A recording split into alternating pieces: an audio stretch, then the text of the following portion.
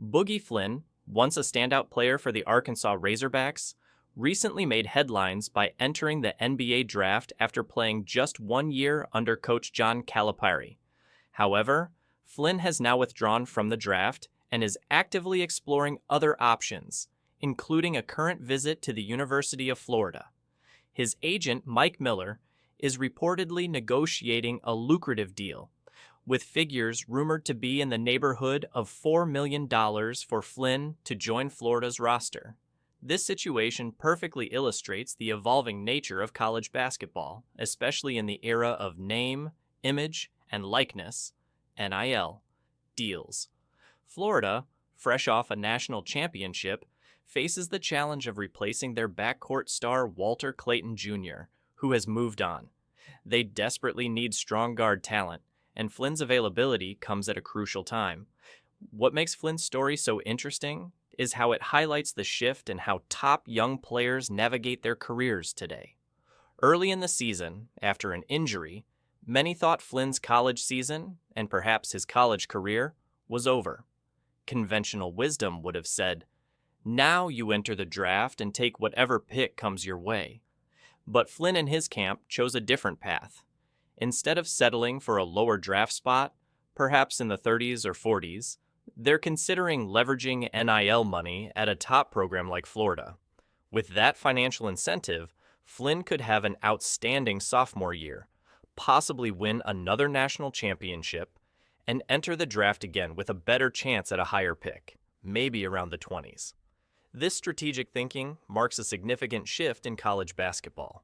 Players are no longer just thinking about going pro as quickly as possible. They're weighing options that include maximizing their NIL earnings while continuing to develop in college. Flynn's potential $4 million deal to play at Florida reflects how NIL is transforming the sport. It's not just about money. It's about creating better opportunities for players to stay in school longer while also financially benefiting from their talents.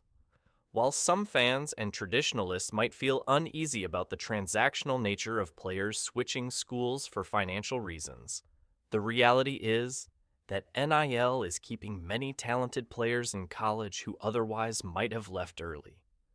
The system is far from perfect and can feel like a business transaction, but it's helping athletes earn what they deserve and stay visible in the college basketball scene longer.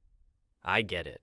There's something appealing about players committing to one school for 4 years, building team chemistry, and representing a community deeply. I admire the idea of a player like Elliot Perry from Memphis, who chooses to stay with one college for his entire career. But that model is less common now, and it's not necessarily better for the players who are trying to maximize both their athletic development and financial potential.